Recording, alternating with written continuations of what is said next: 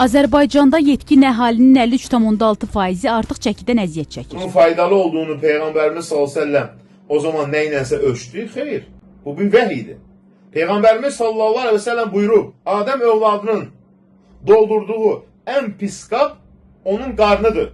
Adəm övladına belini düz saxlayacaq bir neçə loxma kifayətdir.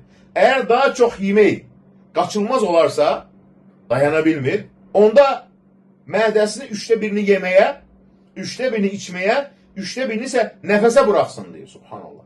Bu hədis bütün tibbin əsaslarının özündə cəmləyən ümumi bir qaydadır. Həkimlər nə deyirlər? Əgər insanlar bu sözlərə əməl etsəydilər, xəstəlik və ağrılardan xilas olar, xəstəxanalar deyir, boşalar, ta qədimdə bunu deyirlər. Və deyir, əczacı dükanları işləməz qalardı deyir. Subhanallah. Hani o inkarçılar, hədis inkarçıları? Jon'a, Michael'a etiraz edin də o zaman.